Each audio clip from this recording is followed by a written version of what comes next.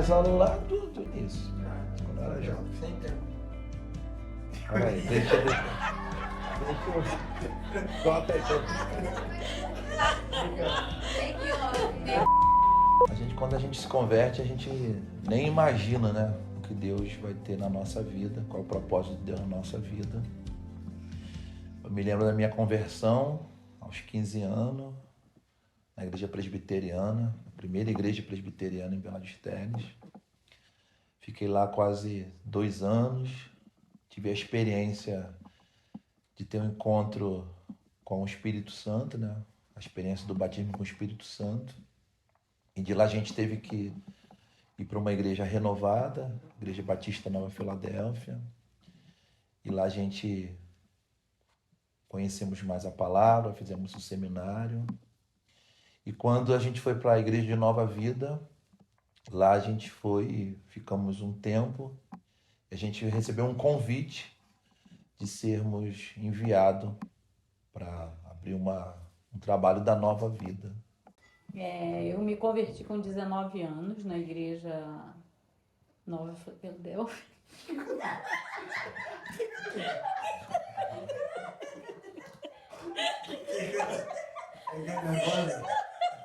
Ela fala tudo errado, né? Eu me converti com 19 anos na Filadélfia e foi na Filadélfia que eu conheci o pastor Alexandre, que ele era líder de um grupo e eu fui participar desse grupo. O nome do grupo era Betseba e ali a gente se conheceu. Corta, não era Betseba. Não? Você falou Betseba. Betseba. Berseba. Você falou Betseba. Betseba. Ela falou Betseba. Betseba. Então, como eu falei, quando a gente se converte, a gente não imagina qual é o propósito de Deus na nossa vida. Eu nunca sonhei ser pastor. Eu tinha um desejo muito forte de fazer missões. Como todo jovem, quando pensa em missões, a gente pensa em ir para a África, viajar. E eu não sabia que Deus já me preparava desde a juventude para liderar, né? Para ser um líder espiritual, para ser pastor. E eu tinha pessoas à minha volta, jovens, amigos à minha volta, e ali eu já apacentava sem saber. Mesmo lá na Nova Vida, antes de ser consagrado a diácono, a gente já pastoreava sem saber que estava pastoreando. Então, assim, eu sempre tive pessoas à minha volta que eu estava sendo ali treinado a apacentar, né? A pastorear. E quando a gente foi enviado pelo bispo Edmundo, a proposta era ser pastor. E isso de imediato me assustou, porque a gente olha para a nossa estrutura, a gente não se sente capaz, né, de ser pastor, uma responsabilidade muito grande de ser pastor. E a gente teve, mesmo já pastoreando, né, a gente sempre cuidou de pessoas, cuidou de vidas, mas quando veio o convite de ser enviado aqui para o bairro, para o Jardim Redentor, isso assustou um pouco a gente. E eu conversei com algumas pessoas, pedi conselho, pedi orientação. Uma pessoa muito importante de eu ter tomado essa decisão foi uma amiga chamada Cláudia, que o seu pai é pastor. E eu me lembro em uma volta de culto, né? A gente estava caminhando na rua e eu me abri com ela. Eu falei que eu não me sentia capaz, né? Não me sentia preparado realmente para esse chamado, por ser muito emotivo, por sofrer pelos problemas das pessoas. Eu não sabia lidar com isso, administrar isso. E eu aconselhando com ela, ela me falou, não, meu pai também é assim, ele também é muito emotivo. E ele é um pastor, foi chamado para ser pastor. E ali me encorajou, né, a obedecer, a aceitar. E a gente veio para cá como diácono. E quando a gente chegou, depois de um período, já com um grupo de pessoas, a gente viu que realmente tinha necessidade de ser levantado, né, de ser consagrado a pastor. E Deus levantou uma pessoa muito também especial, uma pessoa muito importante, que foi o pastor Carlito. ele foi o veículo, né, de nos consagrar, de derramar óleo sobre a nossa cabeça. E, na verdade, o chamado pastoral ele foi confirmado, assim, fazendo a obra, cuidando de pessoas, a necessidade, né? Porque eu vejo, assim, que você não se torna pastor quando você é consagrado. Na verdade, você é consagrado quando você já tem um chamado, você já exerce esse chamado na sua vida. E hoje eu entendo que, na verdade, desde jovem, eu já pastoreava, sem saber que esse era o chamado. E a gente, quando veio para cá, a gente sentiu a necessidade realmente de ser consagrado para que a igreja fosse oficializada.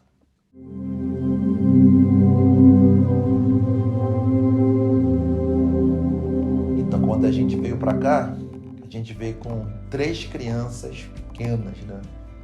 Eu me lembro que quando eu recebi o convite, o Jonathan era recém-nascido.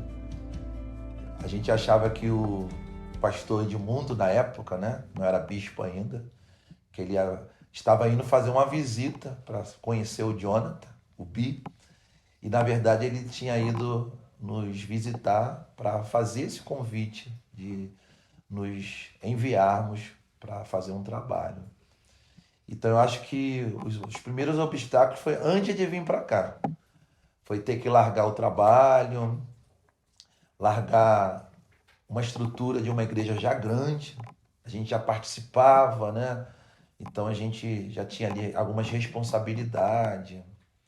A gente já era diácono, a gente já era ministro de louvor na igreja, já era regente de coral, a gente participava ali dos congressos, a gente ensaiava os jovens. Então, largar isso tudo, largar principalmente as pessoas que a gente cuidava, foi um dos primeiros obstáculos. Ter que sair da igreja onde a gente estava para ir para um lugar onde a gente não sabia como seria começar do zero e vir com 3 crianças pequenas, com um recém-nascido, largar tudo, largar o trabalho, largar a questão financeira, né? A segurança financeira e vir para um lugar para viver totalmente na dependência de Deus. Financeiramente, depender de Deus, né?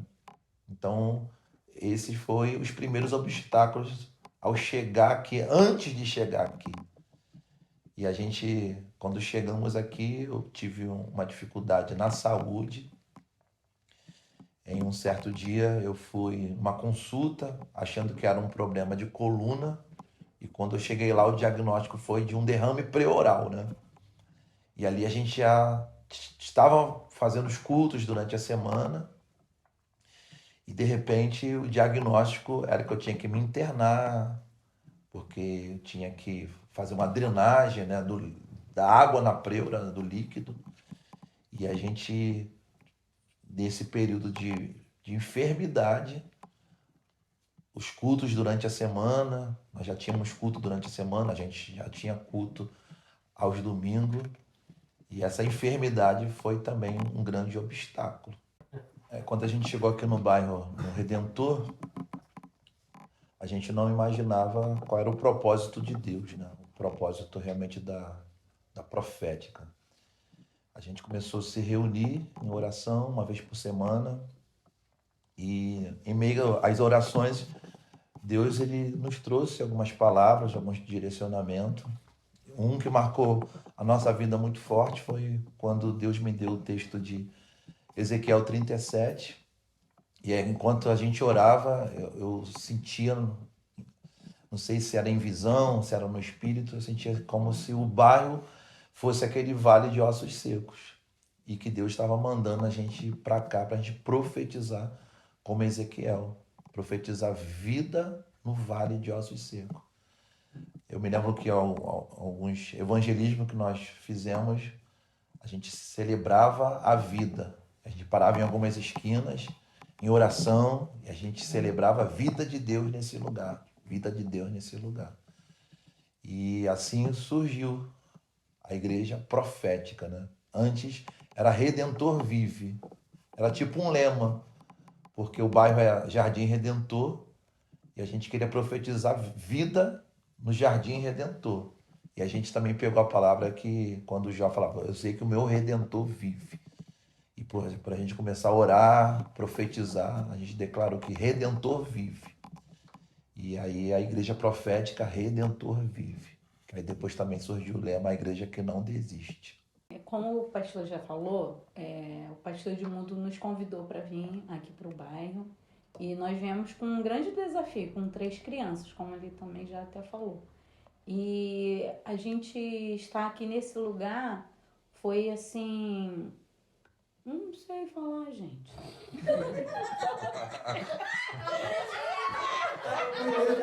Tava bom. Quando a gente chegou aqui no bairro, né? Assim, o que me impactou muito foi que as crianças ficavam muito jogadas na rua. E através daqueles meninos jogando ali no portão, eles ficavam jogando bola forte no portão. E aquilo ali nos atraiu para poder buscar aqueles meninos, porque eram meninos que ficavam soltos na rua. E a partir daquilo ali a gente começou a chamar aqueles meninos e os meninos começaram a ser atraídos para aquele lugar. E se tornaram amigos dos meus filhos, né? Ali o pastor começou a dar aula de teclado, começou a envolver eles com coisas que a gente não tinha muito finança para, né, até comprar um lanche, fazer algo atrativo para aqueles meninos. Mas eu creio que foi a presença do Senhor. Atraiu vários meninos para aquele lugar e todo dia aqueles meninos estavam ali. Era o point deles, né? Eles iam para ali e a gente via que era realmente Jesus que era a atração principal, né? Aí ali aqueles meninos eles foram tirados do tráfico porque era o que naquele momento tinha para eles. Mas aqueles meninos ali eles foram ali se alinhando com a gente, nos chamando de tia Simone, tio Alexandre, e assim, foram envolvidos ali. Meus filhos eram tudo pequenininhos.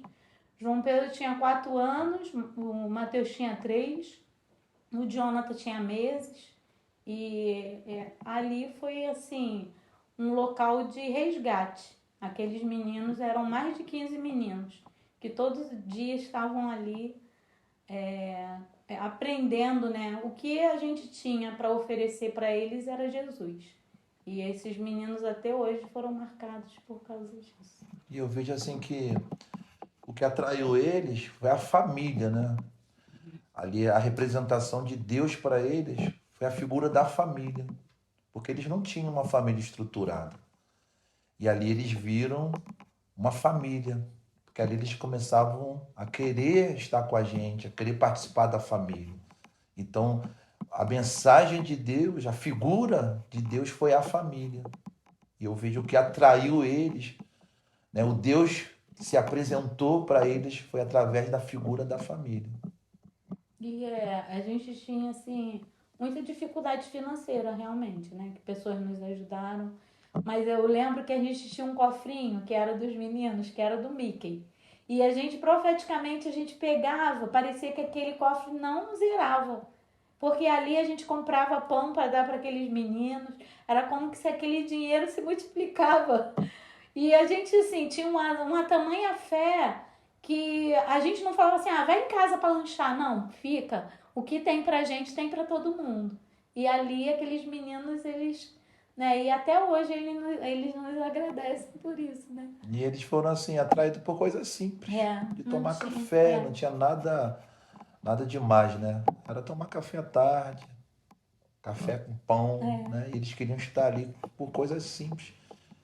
Eles não sabiam que era a presença de Deus. Eles não sabiam que estavam sendo atraídos pela presença de Deus. Eles mesmos não sabiam o porquê de querer estar ali todos os dias, de querer estar ali frequentando, né? Envolvido. Eles não sabiam nem porquê. E depois Deus foi se revelando a cada um deles, né? Eles foram se convertendo, tendo experiência já na adolescência, nos momentos de oração, nos momentos de culto. Mas, na verdade, de imediato eles foram para ali e eles mesmos não sabiam por que estavam sendo atraídos para ali. E eu lembro também que a gente não tinha uma estrutura para formar uma igreja. Eram as cadeiras de bar, né? A gente pegava uma cadeira de bar emprestado E ali a gente colocava aquelas cadeiras, as pessoas vinham, depois a gente tinha que devolver as cadeiras novamente. E ali as pessoas foram sendo atraídas. A gente tinha marcado uma reunião e daqui a pouco as pessoas falam, quando que vai ter culto de novo? Só que não era um culto, era uma reunião de oração. Mas as pessoas estavam sedentas. E a gente, né, ali começou a jorrar uma água. E essa água continua jorrando aqui. A gente sente isso, né? Que foi uma água, né? O rio das águas purificadoras do Senhor, que inundam esse lugar até hoje.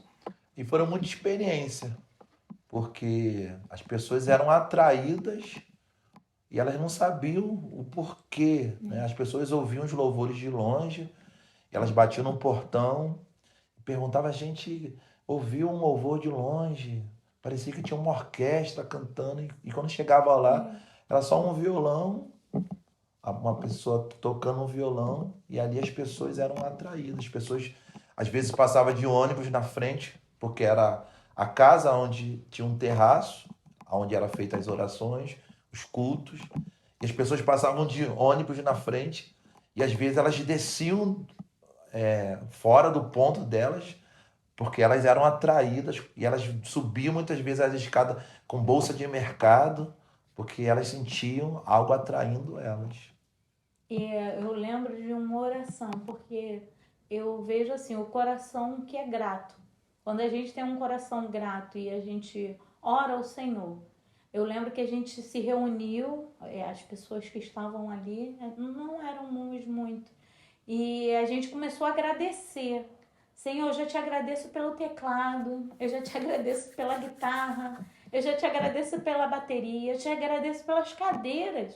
E a gente começou a fazer uma oração por coisas que a gente não tinha.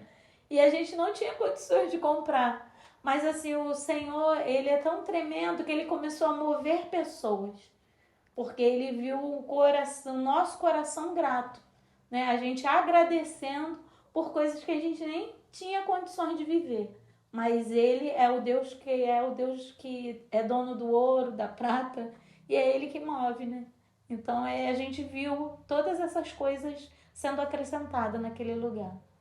Uma experiência muito grande é que quando a gente foi trabalhar no feriado de carnaval, os 5 dias, né? A gente estava trabalhando lá em Conceição de Jacareí e a gente precisava muito daquele dinheiro. E eu me lembro que depois dos dias de trabalho, quando a gente estava voltando de ônibus, o Espírito Santo falou no meu coração que era para pegar todo o dinheiro, né, que eu tinha ganhado naqueles dias e ofertar ao Senhor. E eu fiquei com receio de falar com a Simone, né, porque a gente estava precisando daquele dinheiro, as crianças pequenas precisando de muitas coisas. E eu falei para ela no ônibus que Deus estava tocando no meu coração que eu deveria ofertar todo aquele dinheiro para que a gente pudesse comprar os instrumentos, comprar algumas coisas que é realmente para iniciar, né? Que estava precisando. E aí eu me lembro que ali Deus já também estava falando no coração dela, e a gente aceitou, a gente voltou. E ao voltar eu peguei todo aquele dinheiro que a gente tinha ganhado, mais um irmão que ele viajou, ele era militar, e ele foi enviado para fazer uma missão em Manaus. E ele enviou também um dízimo, né, uma oferta muito grande para a igreja. A gente juntou e a gente comprou a maioria dos instrumentos. Nós compramos um teclado, uma bateria, uma guitarra, um baixo. Só que ainda não tinha ninguém para tocar, não tinha nenhum instrumentista, né? Não tinha levitas ainda. Só tinha uma irmã, que é a esposa do Renato, do pastor Renato hoje, e ela tocava violão e não tinha mais ninguém para tocar instrumento. Eu tocava um pouquinho de teclado, e eu me lembro que todos os dias de reunião, os dias de culto, eu ia lá, desarmava todo. Eu me lembro que todos os dias de culto, eu ia lá, preparava todos os instrumentos, botava tudo nos lugares, e a gente ficava esperando Deus mandar os músicos, né? E com o passar do tempo, as pessoas foram chegando e ali se formou um ministério de louvor na igreja. Também o que nos marcou muito foi as orações das 18 horas. que todo dia às 18 horas a gente tinha um clamor naquele lugar. E a gente clamava, as vidas eram atraídas todo dia às 18 horas. E ali a gente cantava uma canção, a gente orava por esse lugar e a gente viu muitas coisas sendo transformadas. Muito, é igual o pastor Alexandre mesmo falou, né? Nós íamos, profetizávamos, levando vida de Deus. E tem lugares que a gente passou levando vida de Deus e a gente viu essa vida brotar. A gente viu coisas mudando. E isso é viver o sobrenatural. É muito lindo a gente ver a história de um bairro mudar através das orações, através da tua fé. Porque quando a gente é um povo que clama, é um povo que ora, é um povo que busca a face do Senhor. Então nós somos a igreja profética, a igreja que profetiza, mas não que só profetiza, mas que vive os milagres do Senhor nessa terra.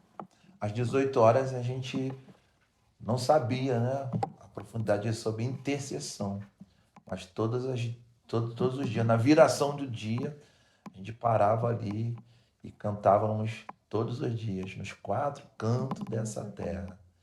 E a gente orávamos, eram horas de oração, de intercessão. E ali a gente foi mergulhando, né, no entendimento de saber o que seria a intercessão. A gente foi desenvolvendo esse chamado, que é uma marca hoje da nossa igreja, que é a intercessão, um dos pilares, né? Uma das colunas da igreja profética hoje é o ministério de intercessão. E tem uma canção que as mulheres vão louvar, né? Que é Memórias do Coração. E quando essa canção eu ouvi, eu lembrei muito assim, né? Nós fomos chamados e nós trouxemos vida para meninos e meninas. Tem pessoas que me relataram, né? Que através da igreja profética eles conheceram um Jesus que nunca tinha sido falado para eles. Então, meninas, né? Meninas que chegaram naquele lugar, no terraço, e hoje são membros aqui, que conheceram Jesus, um Jesus que a gente trouxe para eles que ninguém nunca tinha falado. Então, às vezes a gente pensa assim, a gente tem que ir para longe para falar desse Jesus. E tem pessoas à nossa volta que ainda não tinham conhecido esse Jesus e que hoje as vidas delas foram transformadas. Então, eu faria tudo outra vez, né? Eu vejo essa canção e isso arde no meu coração. Eu faria tudo outra vez, né? Sem erros, né? Porque a gente comete muitos erros, mas eu viveria tudo outra vez, faria tudo outra vez. Né? Tem coisas que meus filhos passaram, mas eu nunca joguei um peso sobre eles.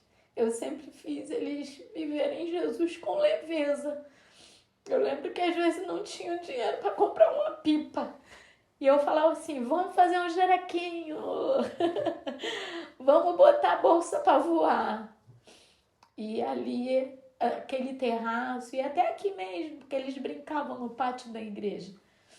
Porque as nossas faltas a gente não pode lançar na conta de Jesus.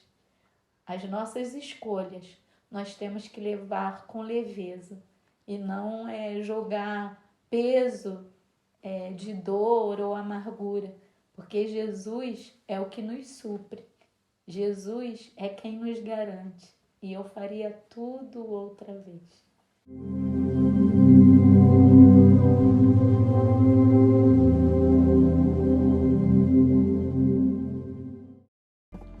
Nós vivemos muitos milagres, muitas provisões, do início ao fim, desde a nossa chegada aqui.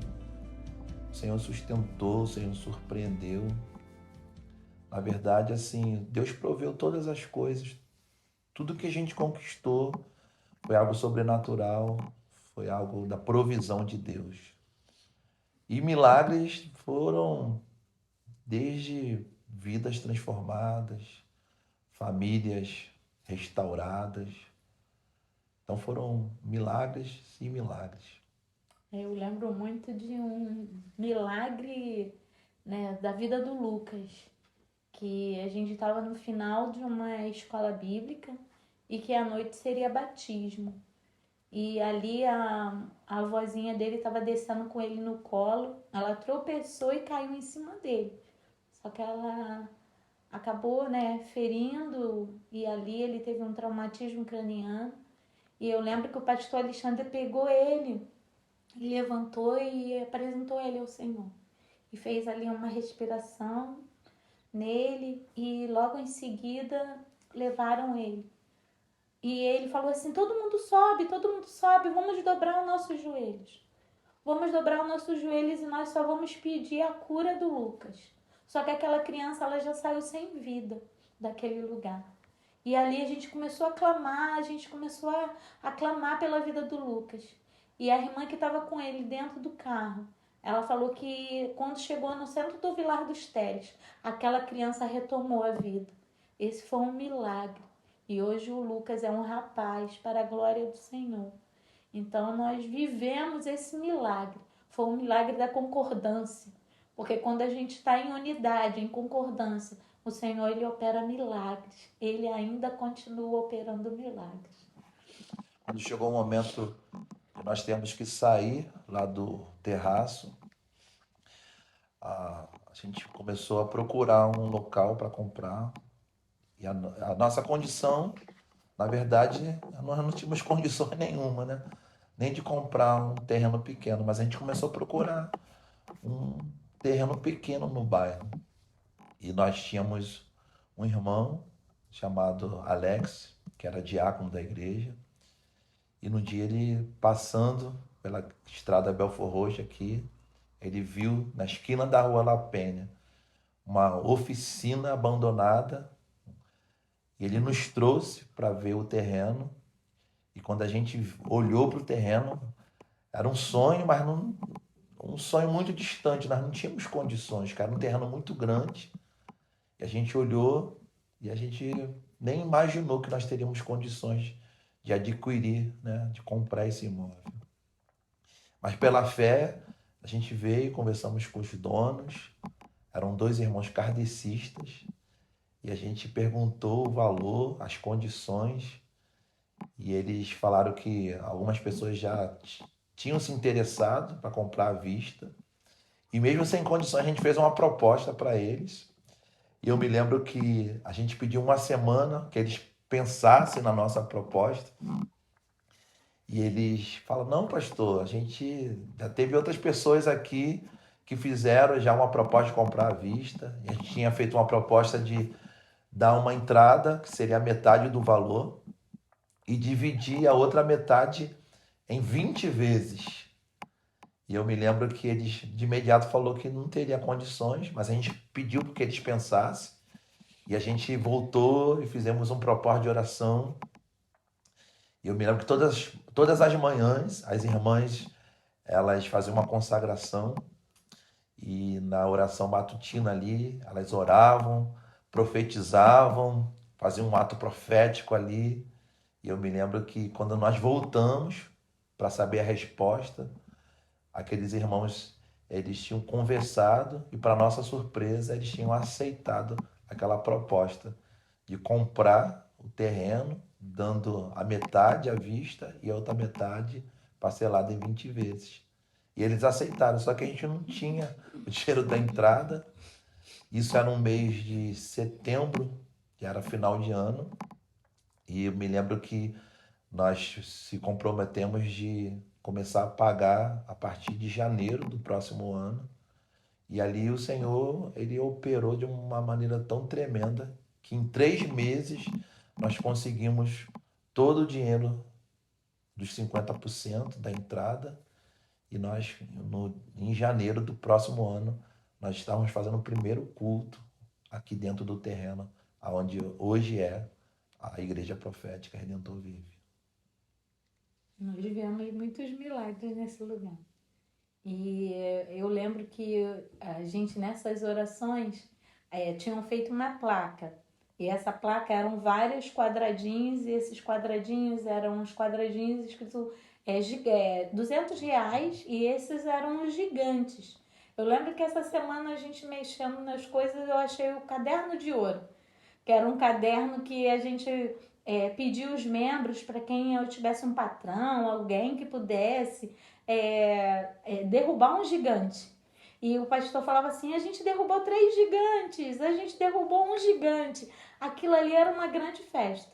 E aí a gente, né, em uma dessas orações, e o pastor ia riscando os gigantes. Aí a placa estava assim, que a gente orava, colocava a mão, e era como se fosse o quadrante do terreno. E as crianças ali, meus filhos, pisando na placa. Aí todo mundo vai quebrar a placa. Eu lembro que a diaconisa Eunice virou e falou assim, não, profeticamente eles já estão correndo no terreno. Então a gente sempre foi essa igreja profética. Uma igreja que sempre acreditou. A gente não tinha condição, mas Deus nos deu essa condição.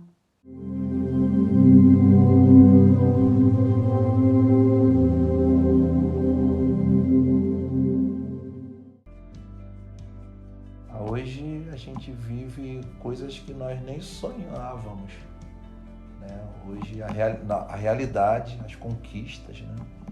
A gente não sonhava tudo isso, né? Mesmo acreditando nas promessas de Deus, mas a gente não mensurava que seria dessa maneira. A gente olhando, né, tudo que aconteceu, a gente pensou assim, a gente se limitou ao terraço. Mas o terraço foi muito mais do que a gente... Quando a gente viu, aquilo ali já estava pequeno. Porque a gente pensou que era algo pequeno. Mas o Senhor é um Deus que tem coisas grandes. Por mais que a gente não sonhe, né? A nossa mente é limitada. Nós somos limitados. O Senhor, a gente limita muitas das vezes o poder de Deus. O Senhor, ele tem muito mais do que a gente imaginou. A gente não imaginou chegar até aqui. A gente não imaginou tudo isso. E são 20 anos. 20 anos que o Senhor ele tem transbordado a graça dele sobre esse lugar. Ele tem sustentado a nossa vida, a nossa casa, a nossa família. Né? E eu louvo a Deus pela vida dos meus filhos, né? Minhas noras. Porque desde quando eu grávida, eu orava e eu pedia essas meninas. E essas meninas são respostas de oração para a vida dos meus filhos. Então, tudo que a gente tem vivido nesse lugar, né? Eu vejo as promessas do Senhor se cumprindo não só na minha casa, mas na casa de cada um que entra sobre essas portas. Nós temos nos tornado um povo grande, porque o nosso Deus é grande. E o Senhor nos fez sonhar. Hoje a gente vive os sonhos que Deus nos fez sonhar. Como José, né? Que o Senhor fez ele sonhar com tantas coisas grandes. O Senhor nos fez sonhar e hoje o Senhor nos faz viver os sonhos, as realizações.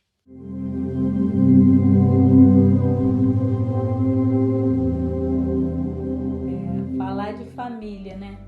Sempre a gente fala que a nossa igreja é uma igreja de família. Tem pessoas que vêm pra cá, não, eu venho pra cá por causa da Salinha, por causa do meu filho. Eu vim pra cá por causa... Porque é uma igreja que vocês veem a minha família no altar. Então eu creio que a minha família é um referencial para a família de vocês. E da mesma forma que Deus abençoa minha família, abençoa meus filhos, tem abençoado minhas noras, meus netos, já profetizo meus netos. Assim também Ele vai abençoar a sua casa, a sua família. Você que ainda aguarda a conversão de um dos seus parentes, né? Uma pessoa que talvez você tenha orado, acredita. O Senhor é o Deus que resgata a nossa família. Então que você a cada dia se fortaleça. A cada dia você seja uma pessoa forte na presença do Senhor. Não desanima não. Cada dia esteja em Deus, porque esse é o ano do propósito. E você vai viver o propósito do Senhor na tua vida, na tua casa, no teu ministério. Em nome de Jesus. Bem, são 20 anos de profética, são muitas realizações. E eu creio que o mesmo Deus que nos trouxe até aqui vai continuar nos abençoando. Eu amo ser profético, eu amo a profética, eu tenho uma admiração pela igreja que nós somos, uma igreja adoradora, uma igreja de oração. Então, que nós possamos vivermos todos os propósitos que o Senhor tem para a nossa vida, não só nesse 2023, mas os próximos anos seguintes, que nós possamos viver todas as promessas que o Senhor ainda tem para nós, vivermos nesse lugar. Aí, Senhor, a gente agradece a Ti, Senhor, por toda a história, toda a trajetória que o Senhor separou para a nossa vida, Pai. A nossa palavra é de gratidão por o Senhor ter nos escolhido, Deus. E a gente quer registrar esse momento aqui, Senhor, para glorificar o Teu nome, porque é o Senhor que faz todas as coisas, é o Senhor que fez todas as coisas.